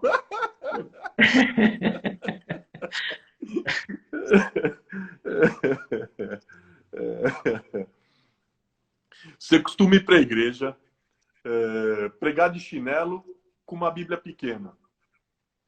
Existe padrão de pastor? Ah, de pastor deve ter, como tem de padre. De seguidor de Jesus é só a manjedoura, o jegue, o Getsemane, o Calvário e por aí vai. Galiléia dos Gentios, terra de Zebulon.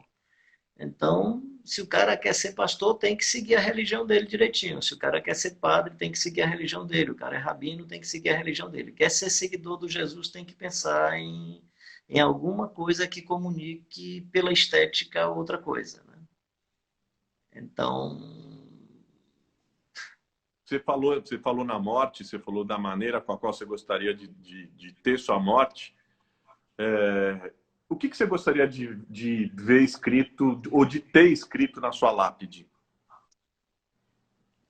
aqui está sepultado um aprendiz de seguidor do Jesus de Nazaré. Ou um aspirante de seguidor do Jesus de Nazaré. Carlinhos, um filme. Luta por Justiça, aquele filme de um negro advogado norte-americano que defende não só por conta da discriminação, mas no espaço jurídico, que eu acho que é uma coisa importante, defende os negros maltratados e discriminados na cultura norte-americana, que é uma cultura protestante que, para surpresa, fez o que fez e faz o que faz com a etnia negra. Olha que alegria quem está aqui também. Ilustríssimo pastor, queridíssimo, autarquia, Carlos Bregantin. Não, aí peraí, cara. Cara, aí você quer me humilhar, macho. Peraí, brincadeira. Brincadeira. Ê, cara. Coisa boa. Eita, macho, que legal. Ó, tô perguntando, a Ana está perguntando qual filme. O filme é Luta por Justiça. Luta por justiça. Se quiser ver nas plataformas, eu sei que está no Now. Eu assisti. Aliás, você não sabe, Carlinhos, você tocou nisso, você não vai acreditar que boa coincidência. O personagem do filme é inspirado num advogado que se chama Bryan Stevenson, que é um cara que eu ouvi alguns anos atrás e depois tive o privilégio, há 2 anos atrás, de estar com ele, de conhecê-lo. Ele me deu o livro dele. Aliás, gente, é uma pena que o livro não está em português. O livro dele é em inglês, se chama Just Mercy. E o nome dele é Bryan Stevenson. O filme que o Carlinhos está citando é maravilhoso. Ele é um advogado que dedicou a vida, um advogado negro norte-americano. Aliás, ele está sendo chamado de um Mandela norte-americano. Ele é um cara que dedicou a vida dele aos condenados à pena de morte e que não tinham direito à defesa. Ele tirou um tanto de gente das fileiras da cadeira elétrica nos Estados Unidos. Ele é de fato um grande exemplo em luta por justiça. Carlinhos, um livro.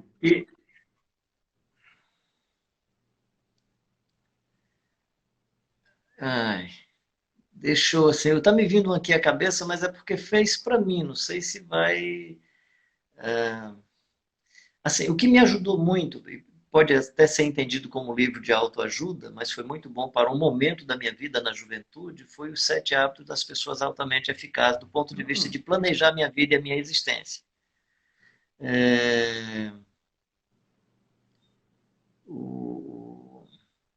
Os irmãos Karamazov, Dostoiévski, mexeu muito com a minha forma de pensar o mundo, de pensar realidades. Não é? Boa. Agora, claro, assim, se perguntar qual livro que eu mais mexo, que eu mais mergulho, que eu mais vasculho, que mais fez intenção profunda na minha vida, naturalmente a Bíblia, né? Não tem, eu tô assim, ela não entra nesse pacote de livros, até porque ela é ela, não é? Então, para mim, encantador. Boa. Sobre filme, só uma coisa a mais. Um dos filmes que pelo menos pode ter sido só a minha ilusão, né? Mas a forma de entender o filme, As Pontes de Madison, para mim foi muito interessante para entender os paradigmas da vida. Eu imagino que o que aquele cara quis passar para a gente não era a situação de uma senhora. Diante daquela situação, quais as mais variadas formas de interpretação que os seres humanos fazem? Então, para mim, para entender paradigma, eu acho que é interessantíssimo. E um outro filme que também me fez um bem muito grande, mas eu acho que por causa da situação, foi O Quarto Sábio ou O Quarto Mago, né? Eu tinha assistido já umas 2 ou 3 vezes, e depois eu tive a chance de assistir esse filme na casa do Ricardo Barbosa, em Brasília, com o Caio Fábio, o Ricardo Barbosa, o Keiwassa e eu acho que o Ziel Machado. Um grupo que depois do solta filme aqui, foi... é isso, solta Cara, aqui. eu só não dirigi o carro naquele dia, mas eu fui de motorista, né? Eu seria o motorista. Mas assim, e depois a elaboração, a conversa sobre o conteúdo, para mim foi encantador, né? Então são esses, mas o que tem mais mexido comigo, do ponto de vista, especialmente nesse contexto, eu acabei de escrever um texto sobre o Evangelho e Justiça, né? E aí esse filme sobre a luta por justiça me inspirou muito. Sem dúvida, sem dúvida.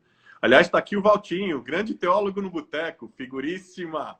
Oh, maravilha, maravilha. Esse é gente boa demais, demais, demais. Escuta, as 5 últimas para a gente fechar, que são a assinatura da live. Um personagem bíblico que você gostaria de ter sido? Ou gostaria de ter pelo menos um dia? Tiago ou Barnabé, mas me veio primeiro o Tiago ou Barnabé. Por que Tiago? Todos dois são muito discretos, tanto Barnabé quanto Tiago. O inverso. Um personagem bíblico que você jamais queria ter sido. Aí são muitos, cara. Vou escolher um. Aí... Ih, cara.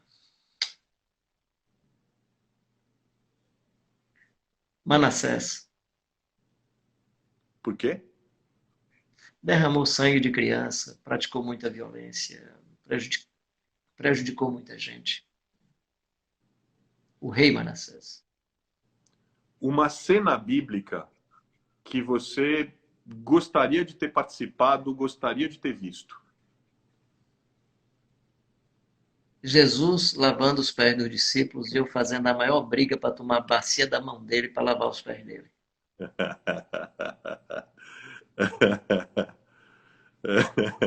Ó, o Gedeon tá aqui, tá bagunçando, tá falando o seguinte: Pastor Carlinhos, para o Pastor Carlinhos, a pergunta deveria ser: qual personagem que gostaria de ser igual ao Carlinhos? Diz a ele que eu vou continuar respeitando a querida mãe dele, maravilhosa. Essa foi de cearense para cearense, entendeu? Essa é cearense para cearense, essa não tem jeito não. Invertendo, que cena bíblica você jamais queria ter visto ou participado? Não queria ter participado, eu sendo parte dos que crucificaram Jesus. No máximo, queria ser o ladrão do lado para quem ele disse, hoje mesmo estarás comigo no paraíso. No máximo. Mas, para mim, é a cena do mais profundo amor, mas da extrema violência e da loucura política do momento. Não é? De novo sobre justiça, né? Essa história de se decidir juridicamente com pressão social é terrível. O texto diz: e Pilatos queria soltar Jesus, mas a multidão gritava que não. Né?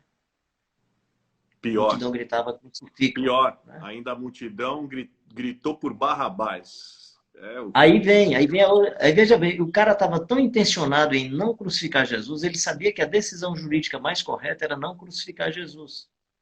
Mas como ele está decidindo baseado em pressão, e eu estou falando só sobre um princípio do mundo da justiça, é só isso. Para que os juristas tomem cuidado para não tomar, seja com quem for, para não tomar baseado em pressão. Ou seja, isso é hipocrisia. A hipocrisia é quando você faz para que a sua imagem diante do público seja boa. Né? É o famoso jogar para a galera. Jogar para a galera. Né? E aí ele coloca Jesus e Barrabás. Né? E aí, se a gente não tomar cuidado, a gente fica tão cego que vão crucificar o Carlinhos, vão crucificar o Bezerra Júnior, né? Porque a cegueira é terrível. Mas assim, então nesse sentido, uma cena, assim, todo mundo diz, eu não gostaria de participar de crucificar o Jesus de Nazaré. Última pergunta da noite. Pandemia é? Um processo de imperícia dos seres humanos com o tratamento no que diz respeito ao gerenciamento do meio ambiente.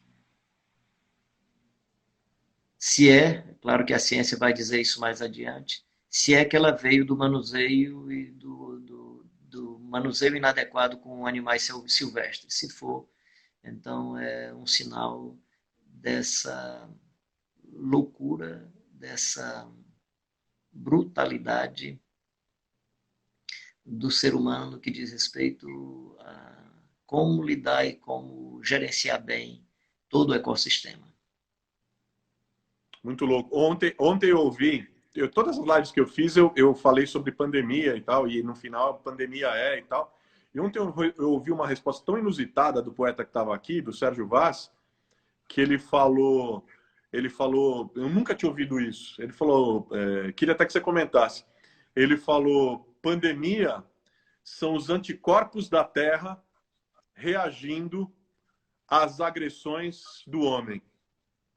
Excelente. É que é essa ideia desse manejo inadequado Por isso que eu me com lembrei o meio disso. ambiente. Pois é o manejo inadequado com o meio ambiente. Né? Se é que ela veio de animais silvestres, é o manejo inadequado com o meio ambiente. E aí, enquanto nós não cuidarmos de todo o ecossistema, de todas as pessoas, de todos os seres humanos, e não cuidarmos dos recursos hídricos, e não cuidarmos de como nós lidamos com toda a natureza, como consequência, nós vamos nos arrebentar sempre. Né? Pessoal, estou vendo que vocês estão perguntando da gravação da live. Fiquem tranquilos, tá? Todas as lives aqui, elas ficam gravadas. Terminou a live, amanhã, no máximo depois de amanhã, ela vai para o meu canal no YouTube. Anota aí, youtube.com/Carlos Bezerra JR Oficial. youtube.com/Carlos Bezerra JR Oficial. A live do Carlinhos vai estar lá à disposição, ou amanhã ou depois de amanhã. E todas as outras lives que foram feitas nesse período da pandemia. A gente também está disponibilizando no formato de podcast. Então você pode procurar no Spotify ou no Deezer por Carlos Bezerra JR. Você, indo lá, você vai ver, tem os vários episódios das várias lives diferentes que foram feitas. Bom, para fechar, como em todas as lives, essa não podia deixar de ser diferente. E como diferente, nunca termina igual. Eu gostaria que você, Carlinhos, que sempre tem tanta sabedoria nas palavras, pudesse deixar para a gente uma mensagem. Uma mensagem para esse momento, que é um momento tão difícil para tanta gente que está na luta, sabe? Gente que está na luta porque não pode ficar em casa, gente que tem perdido entes queridos, gente que tem gente amada, preciosa, querida, internada no hospital, gente que tem tanto medo do que pode vir a acontecer. Gente que tem medo, gente que vive incerteza, gente que está na angústia. gente que também não aguenta mais ficar nesse distanciamento. Enfim, gente como nós que está vivendo esse momento. Ó,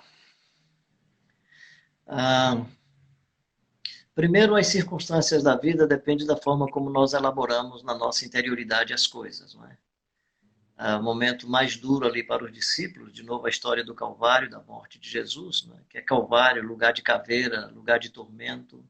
E essa é a verdade que está em Mateus, Marcos e Lucas.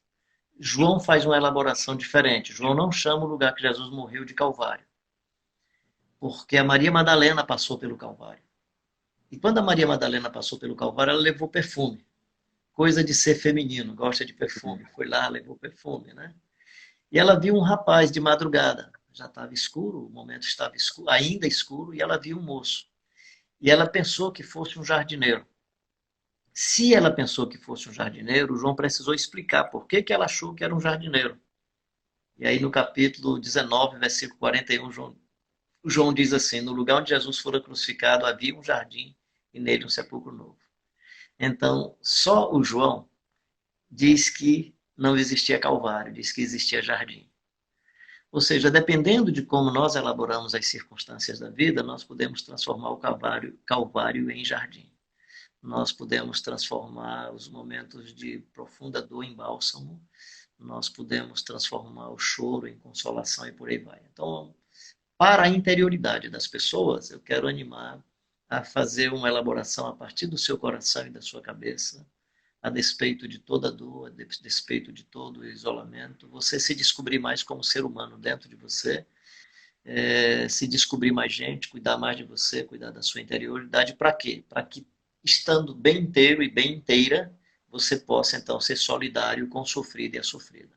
Não dá para ser solidário com o sofrido e a sofrida se nós não estamos bem inteiros por dentro e bem arrumados por dentro. Então, arrumar a interioridade nessa solitude é o solideus que, cheio de amor, se torna solidário. E quem na solitude se aproxima do solideus se torna também solidário. Ou seja, que a experiência do isolamento gere solitude a fim de transpirarmos e respirarmos amor e solidariedade a quem está padecendo e sofrendo. Esse é o caminho básico, né? Depois vem o que o próprio Jesus diz: no mundo tereis aflições, mas tende bom ânimo, eu venci o mundo e vós também vencereis. Só que entender que vencer para Jesus é outro caminho.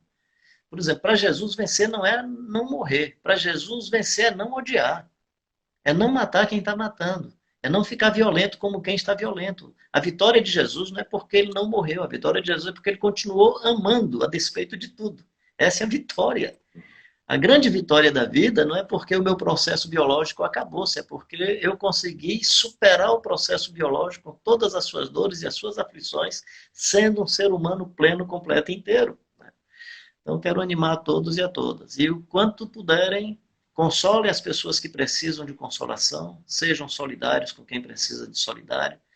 Se tem alguém que trabalha para você e é diarista, e você tem condições, paga o diarista, mesmo que ele não venha na sua casa. Nossa família não é uma família pequena, foi uma decisão de toda a nossa família. Nós resolvemos, quando eu digo a família, meus irmãos, irmãs, os mais próximos, todos nós decidimos que nenhum diarista que está perto da gente iria ficar sem receber todo o seu recurso e um pouco mais nesse período. Né? Então, são decisões muito assim, digamos, individuais, não coletivas. Né? Sobre esse país, por favor, as pessoas estão vomitando violência e não se sinta animado a lamber o vômito que está derramado na calçada e nas salas. Não fique lambendo o vômito de violência. Você que é seguidor e seguidora do Jesus de Nazaré, destile amor. Não beba o vômito da violência que está sendo derramado por muita gente. Destile sempre, sempre amor. Nesse ambiente de tanta guerra, seja um construtor da paz. Felizes os pacificadores e as pacificadoras, porque serão reconhecidos ou vistos como filhos e filhas de Deus. Sermos construtores da paz. E aí, deixa eu dizer finalmente uma coisa assim, de um jeito bem cearense. Mas isso está num texto que eu estou produzindo sobre Evangelho e Justiça, então pode ser dito assim, mas de um jeito bem cearense. Não adianta lavar a lama que está na sala com a lata de fezes líquida. Então, se tem lama na sala, não adianta pegar uma lata de fezes líquida e jogar para limpar a lama. Não se consegue combater corrupção com outras formas de corrupção. Não se consegue combater corrupção com mentiras e outras coisas dessa natureza. Não se pode lavar a lama que está na sala com a lata de fezes líquida. Desculpa essa irreverência, mas significa que só a água viva do Evangelho pode lavar a lama e a fezes líquida. Amém. E aí quem tem a água cristalina do Evangelho se permita invadido por ela para que você seja uma fonte para a vida eterna e não uma fossa que fica bebendo lama e fezes. Amém. Amém. Quem tem ouvidos para ouvir, ouça.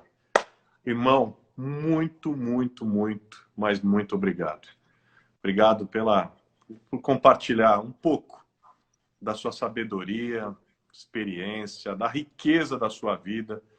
E saiba que você é uma referência para milhares de cristãos nesse país, entre os quais eu me incluo. Você é uma bênção, cara. Que você siga sendo essa bênção que você é, destilando amor, transpirando amor, semeando amor e inspirando através do amor. Aliás, revolucionando através do amor de Jesus de Nazaré, que é visível na sua vida. Obrigado, viu? Muito obrigado. Cara, eu que agradeço de coração essa chance assim, inusitada de compartilhar a vida, né? E eu sempre digo que a sabedoria está em quem escuta, né? Porque o milagre não é uma jumenta falar, o milagre é um profeta escutar. Então, o milagre está na escuta, né? Na boa escuta e no bom coração. Esse é o milagre. Um beijo enorme para você. Beijão para todo mundo. Lembrando do meu amor. Legal. Um beijo para todos vocês. Até amanhã, 9h30 da noite. Beijão, cara. Deus abençoe a todos e a todas. Um grande beijo, macho rei.